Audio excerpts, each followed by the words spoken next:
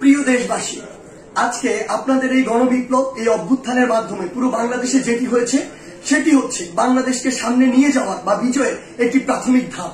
এর কিন্তু আরো অনেকগুলো ধাপ রয়েছে। এটির চূড়ান্ত পর্যায়ে যাওয়ার পূর্ব পর্যন্ত আমাদেরকে প্রত্যেকটি স্টেপ অনেক চিন্তা করে ফেলতে হবে। আপনারা মনে রাখবেন, যারা আজকে পরাজিত হয়ে চলে গিয়েছে তারা কখনো একদিনের মধ্যে পুরো বাংলাদেশ থেকে শেষ হয়ে যাবে না।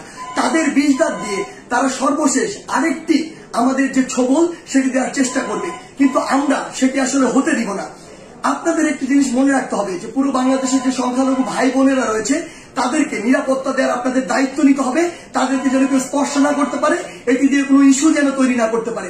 আরেকটি গুরুত্বপূর্ণ বিষয় আপনাদের মনে রাখতে হবে, সেটি হচ্ছে পুরো বাংলাদেশ, এই যে সম্পদগুলো রয়েছে এগুলো কিন্তু আমাদের সম্পদ, জনগণের ট্যাক্সের টাকায় গড়া এই সম্পদগুলো, এগুলো যেন আমরা বিনষ্ট না করি, কোথাও যেন জ্বালাও পুরাও ভাঙচুর এই বিষয়গুলো আমরা না চালাই।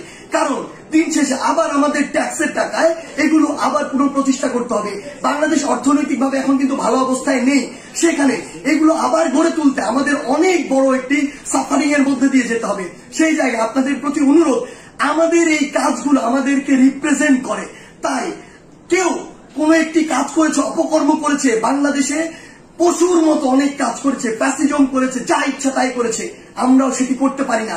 যদি করি তাহলে তাদের সাথে আমাদের পার্থক্য থাকে না, বরং আমরা দেখিয়ে দিব যে কিভাবে আগামীর বাংলাদেশকে বিনির্মাণ করা যায়। আপনাদের কাছে আমাদের প্রাণের অনুরোধ, আমাদের এই সম্পদগুলো, রাষ্ট্রীয় সম্পদগুলো আপনারা রক্ষা করুন, ভাঙচুর জ্বালাও পোড়াও থেকে আপনারা দূরে থাকুন। আমাদের যারা মিডিয়া কর্মী ভাই বোন রয়েছে তাদেরকে আপনারা সহযোগিতা করুন।